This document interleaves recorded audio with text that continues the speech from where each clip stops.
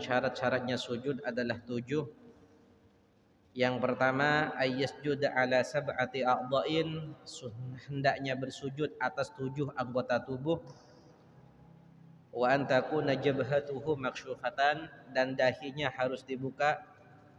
Wa tahamulu bi ra'sihi, dan menekan dengan kepala. Wa adamul huwi li ghairihi, dan tidak turun karena selain sujud. Wa an la yasjuda ala syai'in yataharraku bi harakatihi wartifa'u ala asafilihi wartifa'u asafilihi ala a'alihi wa tuma'ninatu fihi. Jadi di sini kita menjelaskan beberapa syarat-syaratnya sujud, yang dimana sujud tersebut termasuk dari salah satu rukun-rukunnya sholat, bahkan dikatakan termasuk paling afdolnya rukunnya sholat. Kenapa? Karena mengambil hadisnya Nabi SAW, aqrabu ma yakunul abdu min rabbihi wa huwa sajidun. Paling dekatnya seseorang kepada Allah Subhanahu wa taala dialah orang yang dalam keadaan bersujud. Maka perbanyaklah untuk bersujud kepada Allah Subhanahu wa taala. Orang paling dekat dengan Allah dalam ibadahnya, orang paling dekat kepada Allah dalam zikirnya, orang paling dekat dengan Allah Subhanahu wa taala dalam segala sesuatu, itu ada pada posisi ketika orang tersebut bersujud kepada Allah Subhanahu wa taala. Semakin banyak orang tersebut sujud, maka semakin sering juga orang tersebut dekat dengan Allah Subhanahu wa taala. Makanya sujud tersebut adalah salah satu rukun sholat yang sangat penting, yang punya peran besar dalam mendekatkan diri kita kepada Allah Subhanahu wa taala. Yang pertama, syarat sujud itu ada 7. Artinya sujud kita itu dikatakan sah dengan 7 syarat. Yang pertama, ayyasjuda ala sab'ati a'dha'in. Harus ketika orang tersebut bersujud, 7 dari anggota tubuh harus kena ke tanah atau ke tempat di mana kita tersebut menginjak. 7 anggota tubuh. Yang pertama dahi. Yang kedua, kedua telapak tangan. Yang kedua, ketiga, 2 telapak tangan. 1, 2, 3. Keempat, 5 itu ada di 2 lutut. Keempat, keenam, 7 ada di jari-jari kaki. Itu adalah anggota sujud yang wajib kita letakkan ke tanah atau ke bumi ketika kita tersebut bersujud. Disebut dalam hadisnya Nabi SAW, umirtu an asjuda ala sab'ati adumin. Saya diperintahkan oleh Allah Subhanahu wa taala untuk bersujud atas 7 anggota tubuh. Saya diperintahkan, kata Nabi Muhammad, saya diperintahkan oleh Allah Subhanahu wa taala untuk bersujud atas 7 anggota tubuh. Al-jabhah, 1 dahi kata Nabi. Wal kafan, dan 2 telapak tangan. Warrukbatain, dan 2 lutut. Wa atraful qadamain, dan jari-jari kedua kaki. Itu memang diperintahkan oleh Allah Subhanahu wa taala, disebut dalam hadis sahih. Jadi yang pertama dahi. Ukuran dahi tersebut dari mana? Ukuran dahi tersebut dari tumbuhnya rambut sampai alis. Ini dikatakan dahi. Jadi seandainya orang tersebut bersujud, boleh orang itu bersujud ke sini. Boleh bersujud di tengahnya. Oh, seandainya di sini luka, sujudnya di sini. Oh, di sini juga terluka, sujudnya di sini. Itu boleh. Yang penting sujudnya tersebut itu harus pakai dahi. Yang pertama. Yang kedua, al-kafan. Kedua telapak tangan. Yang kedua, 2 telapak tangan. Apakah ketika kita bersujud harus menyentuh semua 2 telapak tangan ini? Jawabannya tidak. Jawabannya tidak. Yang penting ada sebagian dari 2 telapak tangan yang menyentuh bumi, itu sudah cukup. Artinya orang sujud begini itu sempurna. Andai saja orang sujudnya seperti ini, artinya ininya tidak nyentuh tapi ini nyentuh, itu sudah cukup. Artinya nggak harus semuanya, sebagian pun juga tidak apa-apa. Kadang ada orang jarinya terluka, jadi ketika sujud jarinya diangkat. Oh, ada orang misalnya ininya terluka, ketika sujud ininya diangkat. Boleh apa enggak? Boleh, enggak masalah. Kenapa? Karena yang dimaksud telapak tangan tersebut itu sebagian dari sini. Enggak harus semuanya. Begitu juga dahi. Dahi ini lebar. Kalau kita sujudkan semuanya naik muter-muter kepala kita nanti. Kan gitu. Jadi sebagian dari dahi. Begitu juga tangan juga sebagian. Bahkan seandainya 2 jari misalnya. Contohnya itu sudah cukup. Seperti itu. Karena yang dimaksud tersebut itu adalah sebagian. Al-jabhah yang satu dahi. Yang kedua butunul kaffain.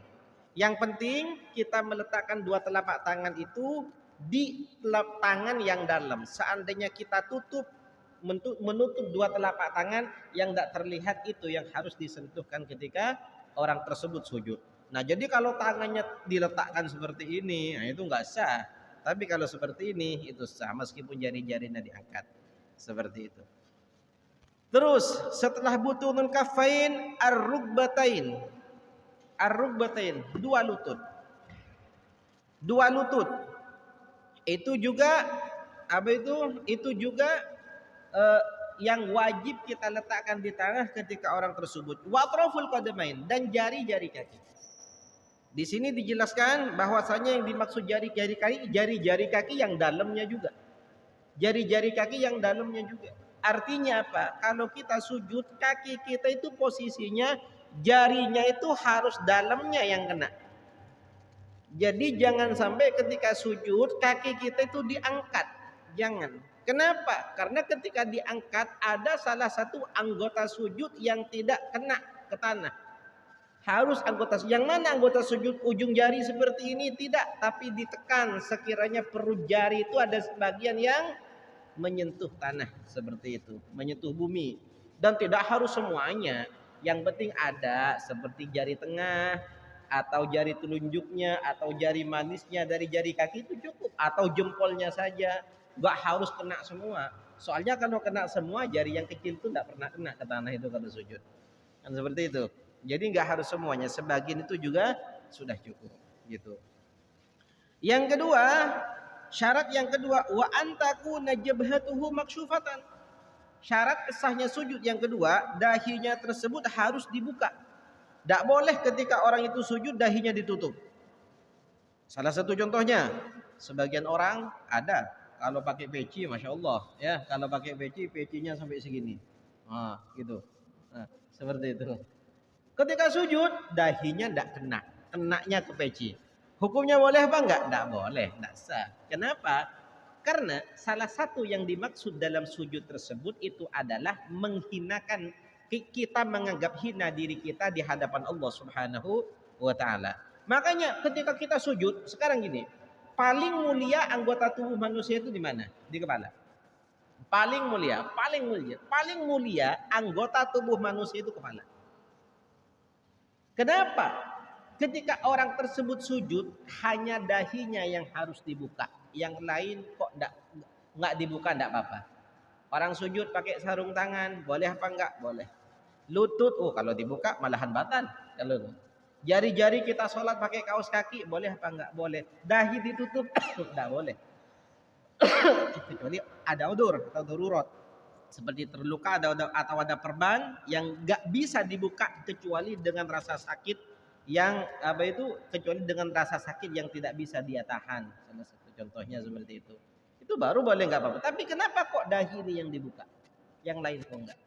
Karena dahi itu adalah kepala itu adalah anggota tubuh paling mulia yang dimiliki oleh manusia.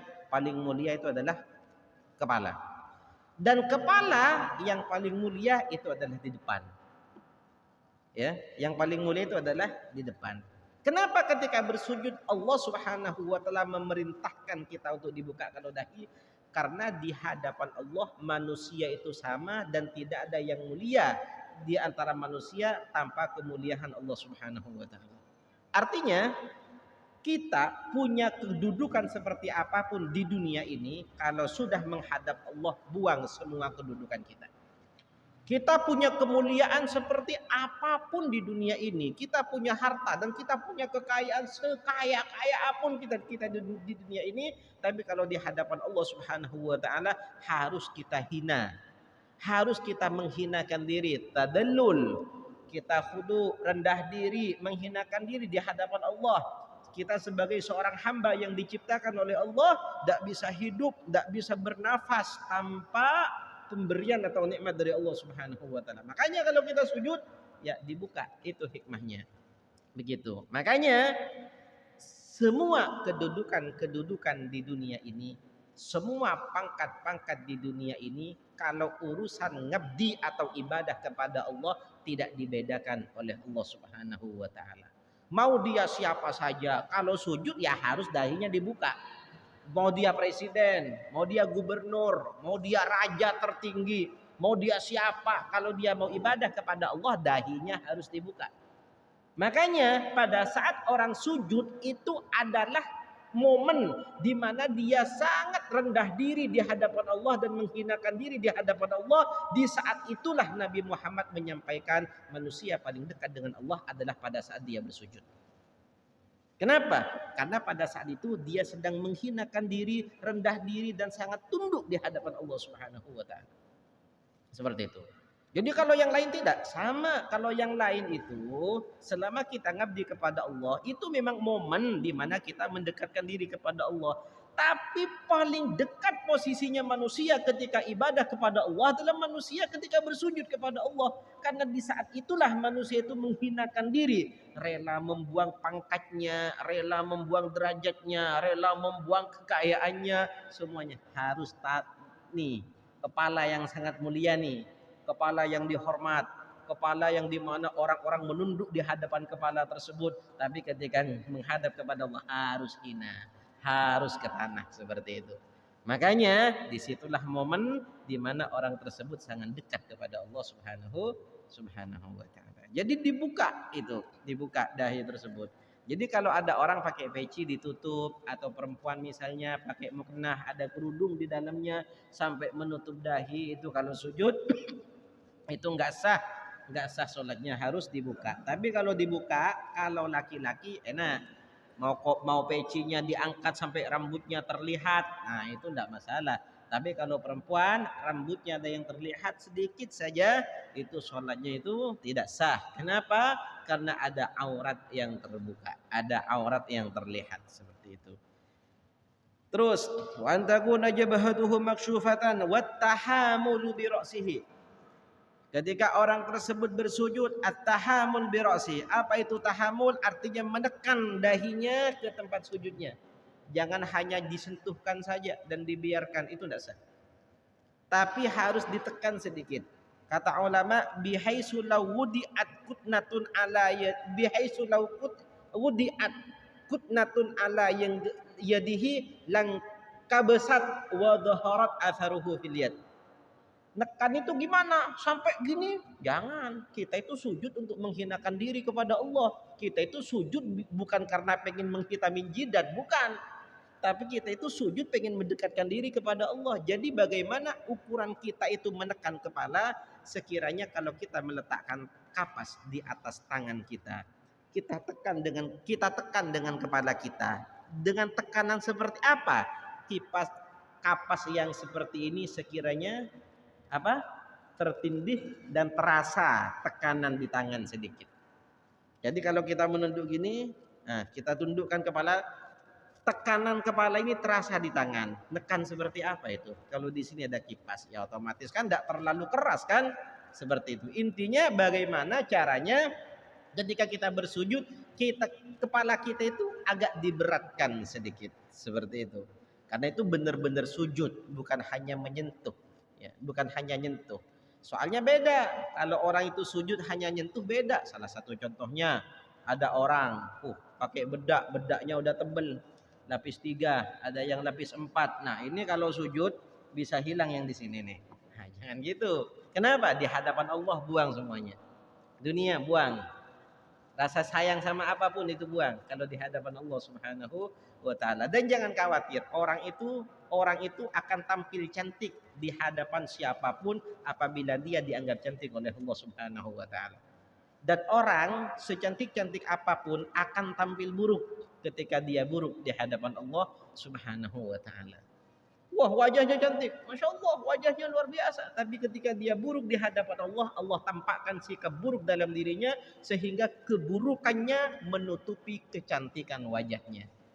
Tapi kalau orang tersebut cantik di hadapan Allah, bagus di hadapan Allah, soleh atau soleha di hadapan Allah, meskipun wajahnya pas-pasan, itu dipercantik dengan akhlak dan sifat soleh dan solehahnya di hadapan orang-orang. Kenapa? Karena cocok kepada Allah, maka Allah Subhanahu wa taala akan membuat hati orang lain tersebut itu luluh.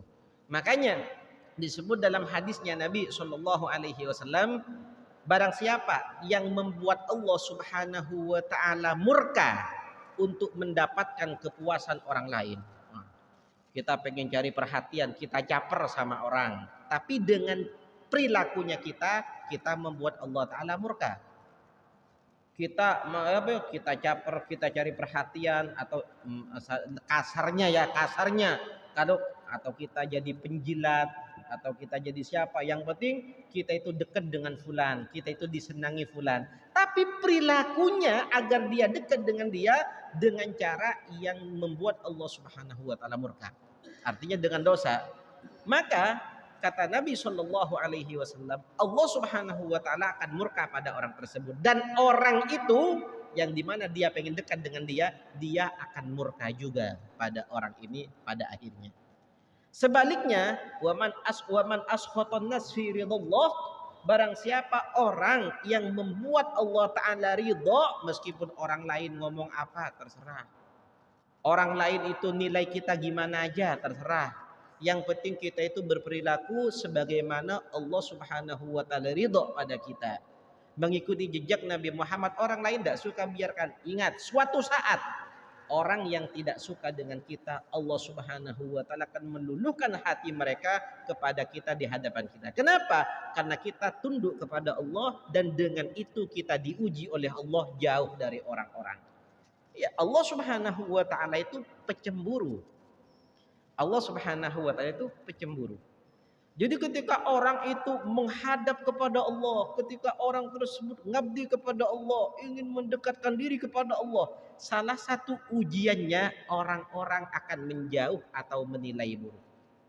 Kenapa? Agar orang ini tidak punya pengaduan lagi kecuali kepada Allah Subhanahu wa taala. Jadi ketika Allah ingin dia dicintai oleh Allah karena dia pengen dekat, diujinya apa? Orang terdekatnya itu menjauh. Ketika dia sudah dekat dengan Allah, ketika dia sudah sayang kepada Allah, ketika dia sudah hubungannya romantis dengan Allah Subhanahu wa taala, orang-orang yang menjauh tersebut akan kembali mendekat lagi. Diuji oleh Allah Subhanahu wa taala. Diuji dengan seperti itu. Hatinya itu agar enggak ke dia, tapi hatinya agar kepada Allah Subhanahu wa taala. Makanya apapun yang diperintahkan Allah Subhanahu wa taala laksanakan, dan jangan pernah kita memasukkan ke hati penilaian orang lain terhadap kita. Jangan pernah memasukkan ke hati penilaian orang lain terhadap kita. Kenapa? Karena ucapan orang tersebut tidak akan membuat kita merasakan nikmat dunia dan akhirat. Penilaian buruk orang terhadap kita itu bukanlah sesuatu yang membuat kita terjerumus dalam kegagalan. Enggak. Justru yang membuat kita sukses atau membuat kita gagal itu adalah pemikiran dan perilaku kita sendiri, bukan orang. Jadi makanya imdu haitsu tu'marun. Sebagaimana kalian diperintahkan, itulah kalian laksanakan. Jangan noleh kanan, jangan noleh kiri. Jangan buka telinga ke kanan, jangan buka telinga ke kiri. Yang penting kita mengikuti perintah Allah Subhanahu wa taala, sudah cukup. Terus wa'adamul huwiyyi li ghairihi. Termasuk dari syarat sahnya sujud, ketika orang tersebut turun harus bertujuan sujud. Ketika orang tersebut turun itu harus bertujuan sujud. Jadi ketika orang ini misalnya ketika i'tidal mau sujud, itu turunnya itu memang tujuan sujud. Kalau seandainya ada orang berdiri i'tidal, kemudian ada petir, kaget langsung turun ke bawah, gak niat sujud, tapi itu kaget karena ada petir. Boleh nggak itu? Nggak boleh, nggak sah. Solusinya gimana? Bangun lagi, turun lagi. Begitu. Kenapa? Karena turunnya itu bukan karena sujud, tapi karena kaget. Seperti itu. Terus Wa alla yasjuda ala syai'in yataharraku biharakatihi. Dan ketika orang itu bersujud, tidak boleh bersujud pada benda yang bergerak ketika orang itu gerak. Jadi misalnya ya, ada orang pakai surban yang seperti ini, ya. Ini kan kalau saya berdiri, ini juga ikut saya. Ini kalau saya duduk, ini juga ikut saya. Bergerak seperti bajunya juga atau perempuan mukenahnya. Jangan sampai kita bersujud dengan benda yang dimana ketika kita bergerak, benda ini ikut gerak. Jadi ketika sujud, ininya jatuh, kemudian kepala kita ada di sini. Nah, itu nggak sah. Kenapa? Karena kata ulama, sesuatu yang bergerak dengan gerakan kita itu dianggap satu dengan kita. Sementara ketika kita bersujud, gak boleh kita bersujud pada diri kita sendiri. Misalnya kita sujud ke tangan kita, itu mah bukan sujud namanya. Kita sujud ke lengan kita, itu mah bukan sujud. Sujud itu ke tanah. Jadi sesuatu yang bergerak dengan gerakan kita itu dianggap bagian dari kita. Sementara orang tersebut bersujud pada bagian tubuhnya sendiri, itu gak boleh dan itu gak dinamakan sujud. Makanya kalau perempuan sujud, hati-hati, ininya mukenahnya jangan sampai ada di hadapan dahi. Seperti itu, jangan sampai. Kecuali ini bergerak dengan gerakannya. Sebelum dia sujud ini pisah. Misalnya ya, gini, ini gerak dengan gerakan saya. Ketika saya mau sujud, saya turunkan ini, turunkan ke bawah. Nah, saya pisah gini. Kemudian saya sujud ke sini, itu nggak apa-apa. Kenapa? Ini sudah pisah dari saya soalnya. Seperti itu. Tapi ini yang kita bahas ini masih melekat di kita. Gitu. Seperti muknahnya perempuan itu masih. Jadi kalau ada muknah potongan tengah, potongan. Jadi kalau sujud, nah ini menutup tangan dan dahi kita bersujud ke sini, itu hukum sujudnya tidak sah. Ini perlu diperhatikan. Seperti ini perlu diperhatikan. Terus wartifa'u asafilihi ala a'alihi. Dan bongkongnya harus lebih tinggi daripada kepalanya. Itu salah satu syarat sahnya sujud. Ya memang seperti tadi yang saya jelaskan, tujuan sujud itu adalah menghinakan diri kita di hadapan Allah Subhanahu wa taala. Mana mulia kepala sama bokong? Ya tetap muliakan kepala. Kenapa ketika sujud kok kepala harus lebih rendah daripada bokong? Ya agar kita benar-benar nampak menghina apa itu butuhnya kita kepada Allah, menghinakan dirinya kita kepada Allah, tidak ada artinya kita tanpa Allah Subhanahu wa taala, sehingga posisi sujud pun harus benar-benar kita sempurna di hadapan Allah Subhanahu wa taala, dan kita menunjukkan bahwa tidak ada apa-apanya kita ketika sudah menghadap kepada Allah Subhanahu wa taala. Kecuali tidak bisa. Kalau misalnya nggak bisa orang tersebut itu sujud, ya, ketika kita nggak bisa orang itu sujud, maka sujudnya tersebut semampunya. Nggak bisa menyentuh tanah. Kenapa? Ininya sakit. Biasa orang tua kadang, orang sudah sepuh, untuk nunduk saja itu nggak bisa.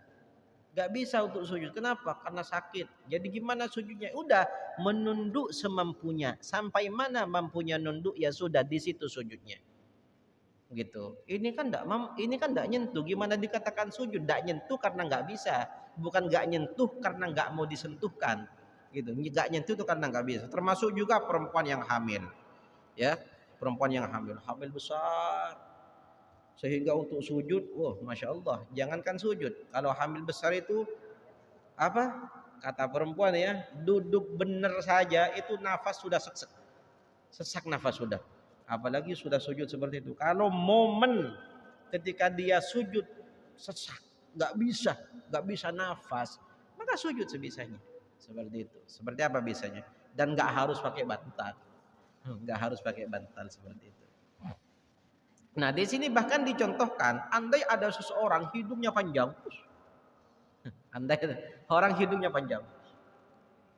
ketika sujud dahinya nggak bisa nyentuh, saking panjangnya hidung. Itu darurat, itu musyaqqat bagi orang tersebut itu.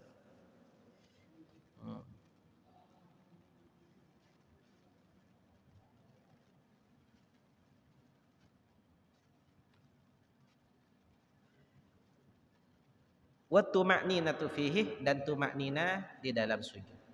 Yang dikatakan tumaknina tersebut adalah sukunun ba'da harakatin bihaitsu yastakirru kullu udwin mahallahu biqadri subhanallah.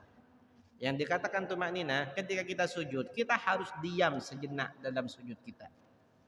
Soalnya kalau kita sujud tidak diam sama sekali, dahi nyentuh langsung bangun lagi, dahi nyentuh bangun lagi. Kita tidak diam dalam sujud kita sekedar baca subhanallah contohnya, maka itu sujudnya tidak sah. Sekarang ada orang misalnya bertanya, loh kita kan kalau sujud kita kan berzikir, subhana rabbiyal a'la wa bihamdi, subhana rabbiyal a'la wa bihamdi, subhana rabbiyal a'la wa bihamdi. Apakah ketika selesai zikir kemudian nambah tumaknina lagi, apakah waktu zikir itu sudah cukup jadi tumaknina? Jawabannya waktu zikir itu sudah cukup jadi tumaknina. Jadi seandainya ada orang terburu-buru ketika sholat, contoh sholat tarawih, paling luar biasa di Indonesia secara khusus di Madura paling luar biasa itu adalah sholat tarawih. Kalau sholat tarawih masya Allah rukunya sujudnya juga sama seperti itu. Sah apa enggak? Kalau ada tumakninanya sah. Artinya ketika ruku diam sejenak sekedar baca subhanallah, bangun lagi sekedar baca subhanallah, sujud sekedar baca subhanallah, bangun lagi setelah sekedar baca subhanallah, duduk diam sekedar baca subhanallah, itu hukumnya sah meskipun cepat. Yang penting Fatihahnya juga benar. Kenapa? Sujudnya ada tumakninahnya, rukunya bertumakninah, Fatihahnya tidak benar, ya tidak sah juga sholatnya. Fatihahnya benerin, dan ada 4 rukun yang dimana di situ harus ada tumakninahnya.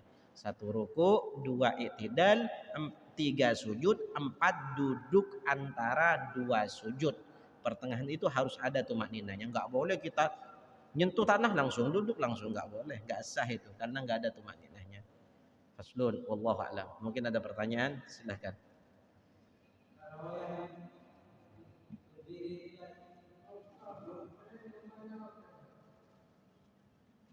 Ya.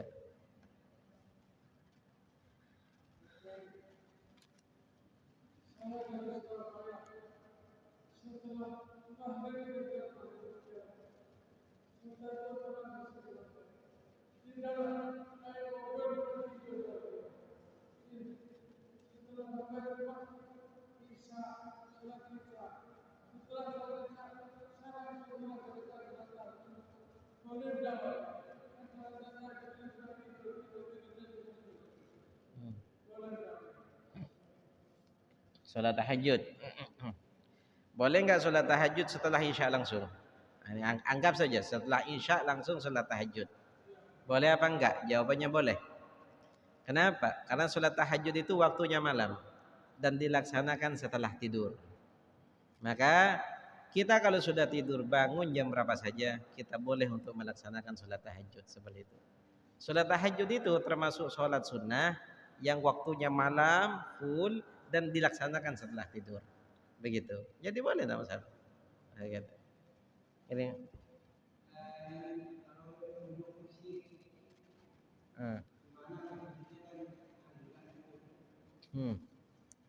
Ada orang sekarang ini sholat duduk kursi. Sebenarnya kalau tuntunan fikih, ya kita bahas tuntunan fikih. Tuntunan fikih ini tidak ada yang namanya sholat duduk kursi. Tidak ada. Tuntunan fikih itu kalau kita tidak bisa sholat berdiri, sholatlah dengan posisi duduk. Itu tuntunan fikih yang ada dalam kitab fikih itu seperti itu. Kita tidak bisa berdiri, maka kita sholatnya posisi duduk seperti ini. Itu. Nah, terus gimana posisi duduknya? Gimana aja? Ada posisi duduk seperti posisi tasyahud awal. Gimana kalau kita tasyahud awal posisinya? Ada posisi duduk seperti itu. Ada posisi seperti posisi kita sekarang ini. Boleh enggak apa-apa? Sholat duduk dengan posisi seperti ini boleh apa enggak? Boleh juga, enggak masalah. Ruku sujudnya gimana? Sekarang saya ada pertanyaan gini. Orang kalau sholat duduk, ruku sujudnya gimana? Ya, kita akan tanya lagi pada orangnya. Ini orang enggak bisa berdiri, apa enggak bisa berdiri plus enggak bisa ruku, enggak bisa sujud? Seperti itu. Kalau seandainya yang enggak bisa berdiri, tapi rukuk sujudnya bisa, ya berdirinya saja gugur kewajibannya, tapi rukuk sujudnya tetap wajib. Seperti itu. Oh, ada orang seandainya kalau rukuk sujud tidak bisa, berdiri bisa, maka berdiri wajib, rukuk sujudnya semampunya. Bagaimana? Begitu. Jadi kalau seandainya orang misalnya duduk kursi, sekarang kita tanya alasannya, kenapa kok duduk kursi? Tidak bisa berdiri, misalnya nggak bisa berdiri duduk kursi. Kita tanyakan lagi, rukuk sujudnya bisa apa enggak? Kalau seandainya rukuk bisa, sujud bisa, tapi berdiri enggak bisa. Ya sudah, ada sampean ini kalau sholat cari posisi sekiranya sampean rukuknya enak, sujudnya enak, tapi tidak usah berdiri. Contohnya posisi duduk misalnya, yang dimana ketika rukuk cukup menundukkan kepala, ketika sujud sujud normal. Itu kalau memang yang nggak bisa berdiri. Ada orang ini posisi duduk kursi alasannya karena nggak bisa rukuk sujud. Jadi berdiri bisa normal, kita berdiri bisa. Tapi rukuk bisa, sujud tidak bisa. Nah, pada saat ini ada juga permasalahannya. Jadi kalau sholatnya berdiri, berdiri wajib berdiri normal. Rukuk wajib rukuk normal. Sujudnya gimana? Nah, ketika sujud barulah sujud semampunya seperti duduk kursi, menunduk begini ketika duduk kursi. Ketika bangun, ia bangun lagi. Kan yang nggak bisa sujud. Nah, begitu. Jadi kalau ada orang gimana hukumnya sholat duduk kursi, kita tanya balik pada orang itu, kenapa kok sholat duduk kursi?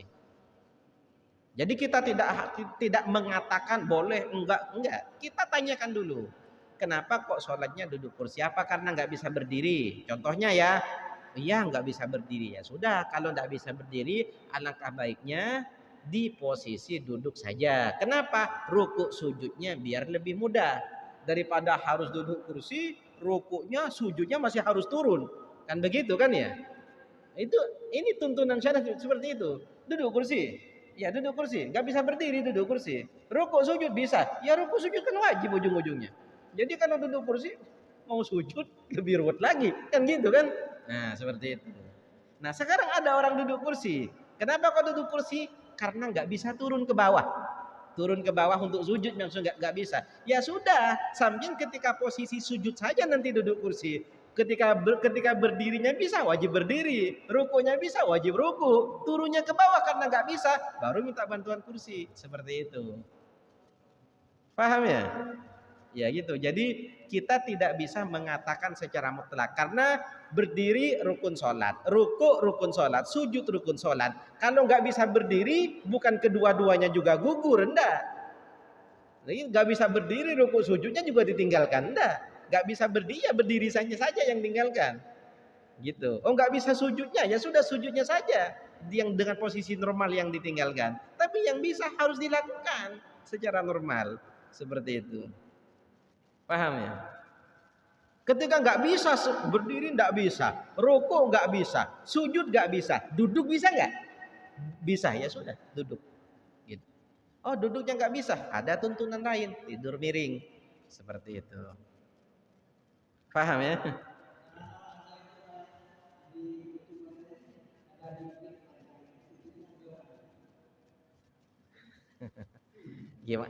Gimana? Hmm. Hmm. Duduk, duduk, duduk di tengahnya. Yang seperti trotoar gitu. Panjang, duduk di situ. Ketika sujud,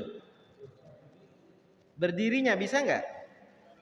Nggak bisa berdiri, nggak bisa berdiri. Nggak, berdirinya bisa apa nggak orangnya itu misalnya? Nggak, ini hanya kan sekedar contoh. Kalau seandainya berdiri bisa nggak? Hah? Nggak bisa karena gara-gara ada ini. Nah itu yang bikin nggak sah. Soalnya kalau yang sujud nggak bisa, berdirinya bisa, wajib berdiri. Seperti itu. Kenapa? Nggak. mohon maaf sebelumnya, posisinya itu yang pertama rukun sholat itu dilaksanakan kan pertama kali berdiri, kan gitu kan ya, berdiri misalnya berdiri. Nah ketika orang itu posisinya berdiri bisa, maka hukum berdiri itu wajib, kan seperti itu. Nah ketika hukum berdiri itu wajib, nah sekarang ini ada pertanyaan lagi, posisi ruku bisa apa enggak? Oh rukunya bisa. Sujud bisa apa enggak? Oh sujudnya itu enggak bisa. Sekarang ini ya. Kalau sujud enggak bisa, ya sudah sujud sebisanya, meskipun harus dengan cara duduk kursi. Andai saja. Nah, seperti ini ya. Andai saja kita temukan salah satu praktek ada tembok besar gitu ya di hadapan kita, berdirinya kita normal meskipun agak ngangkang sedikit gitu. Oh rukunya kita normal, sujudnya ke situ, sah apa enggak sujudnya? Sekarang gini, kalau kita mengambil pendapat yang muktamad di sini dalam fikih 4 madhab juga sama. Kalau dasar semuanya sama ini. Kalau sujud itu harus posisi yang nungging. Jadi kepala itu lebih rendah daripada bokong. Karena posisi sujud itu dahi memang harus ada di bawah. Itu salah satu contohnya. Cuma dalam madhab Syafi'i ada satu pendapat, meskipun pendapat itu lemah. Ini sebagian itu pendapat yang wajib, pendapat yang muktamad, ada hadis sahihnya, sujud itu kan harus pakai 7 anggota. Wajah, kedua telapak tangan, 2 lutut dan 2 kaki, gitu kan ya? Ada sebagian pendapat ini lemah, sangat lemah pendapat itu. Sujud itu wajib hanya dengan dahi saja. Paham? Hanya dengan dahi saja. Kalau memang sujud tersebut posisinya wajibnya dengan dahi saja, mengambil pendapat yang ini, maka posisi yang sama yang jelaskan barusan itu hukumnya sah-sah saja sujudnya, seperti itu. Jadi lutut tidak nyentuh ke bawah, tangan nyentuh iya, tidak nyentuh terserah, gitu. Ada pendapat ini pendapat Syafi'i tapi lemah, sangat lemah. Tapi kalau darurat mungkin bisa dipakai dengan keadaan yang seperti barusan. Karena posisi sujud itu harus irtifa, nungging. Jadi kepalanya harus ada di bawah bokongnya. Seperti itu. Tapi seperti yang tadi saya jelaskan, kalau yang nggak bisanya sujud, maka berdirinya tetap, rukunya tetap, gitu. Kan jangan nggak bisa satu, tapi semuanya ikut ditinggalin, jangan. Tuh. Allah alam. Ada yang lain? Ayo, bismillah.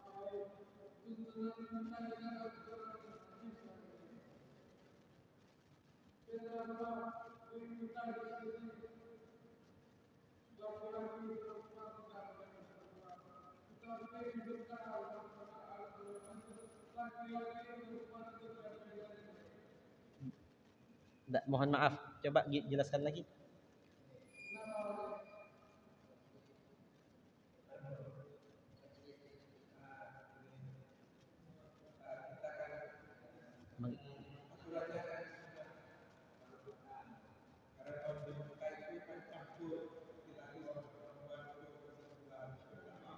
Bersentuhan.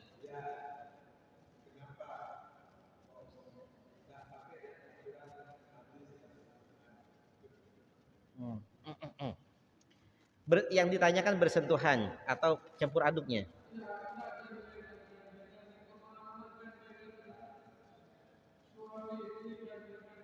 Oh, ya. Jadi gini. Kalau yang pertama kita bahas masalah gandengannya. Ya, kalau gandengan suami istri kan boleh pastinya kan ya? Iya, kalau suami istri nggak boleh gandengan, yang lebih parah dari gandengan juga nggak boleh nantinya. Kalau yang lebih parah dari gandengan nggak boleh, ya kita nggak keluar, gitu. Kan gitu. Jadi bagaimana bergandengan suami istri? Ketika ada di Mekah atau ketika ibadah kan seperti itu. Jadi begini.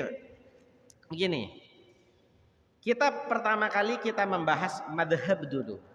Madhab itu adalah pendapatnya ulama, yang dimana pendapat ulama itu semuanya difahami dan diteliti dari beberapa hadis juga.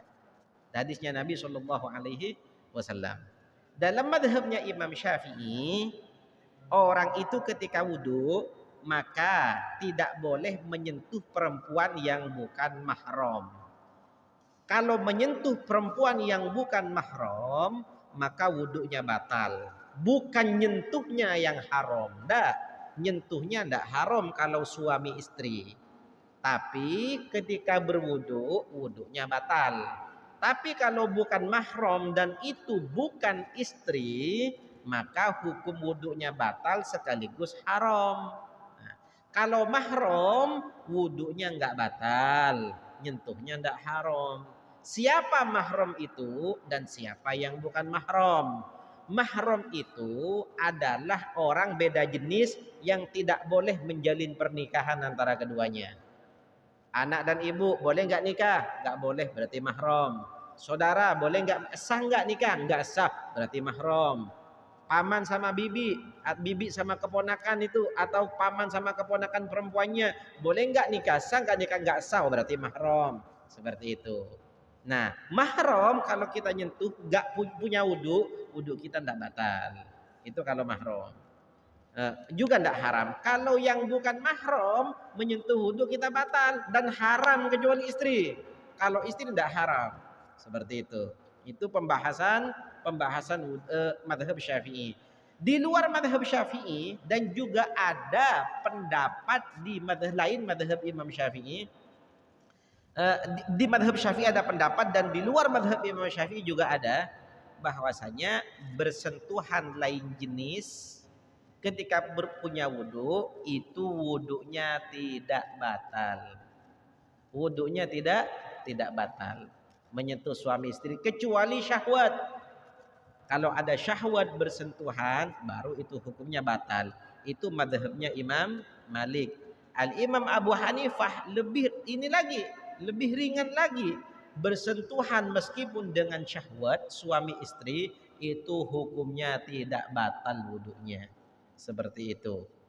Ini juga ada hadisnya. Ini mengikuti hadisnya Nabi Shallallahu Alaihi Wasallam. Pernah suatu ketika di rumah Sayyidah Aisyah, Nabi Muhammad ini sholat malam.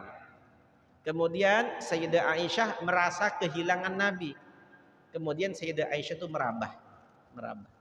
Ketika Sayyidah merabah, ternyata tangan Sayyidah Aisyah itu menyentuh kakinya Nabi Shallallahu Alaihi Wasallam.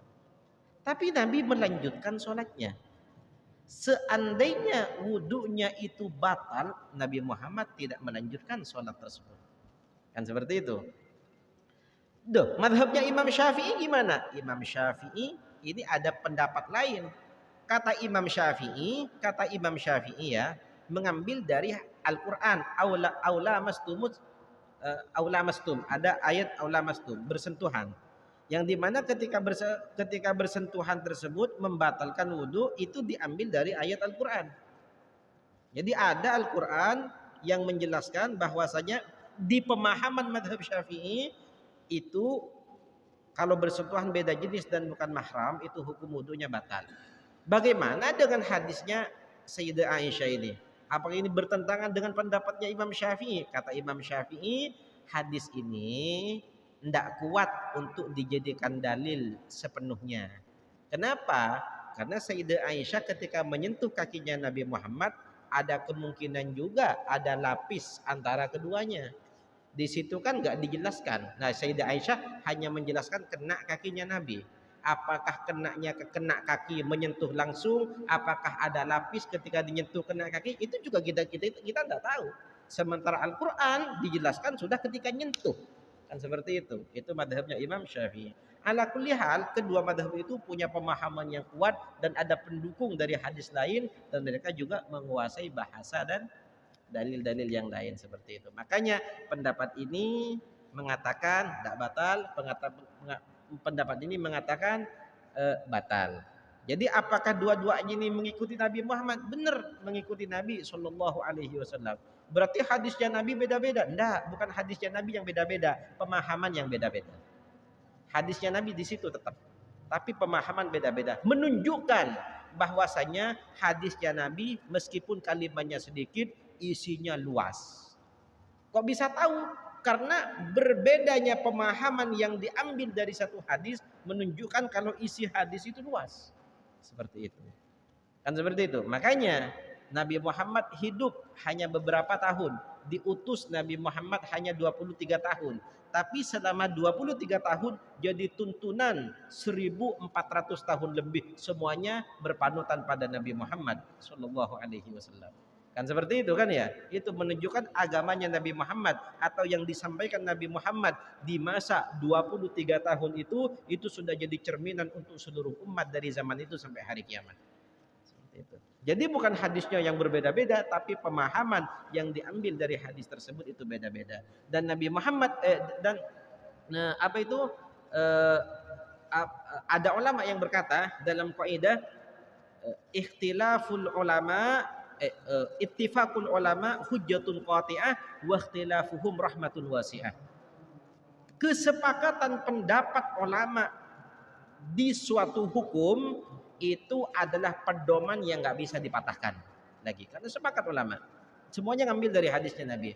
Wa ikhtilafuhum rahmatun wasi'ah. Perbedaan pendapat antara para ulama itu adalah rahmatnya Allah yang luas yang Allah bagi-bagikan pada umatnya Nabi. Soalnya terkadang ada satu golongan cocoknya di mazhab ini, ada satu golongan cocoknya di mazhab ini gitu. Paham? Dan semuanya itu ala sunnah. Semuanya itu mengambil dari sunnahnya Nabi Shallallahu Alaihi Wasallam. Jadi di Mekah itu bukan salah, benar juga mengikuti madhabnya Imam Malik. Sesuai sunnah juga sesuai sunnah seperti itu. Ada lagi?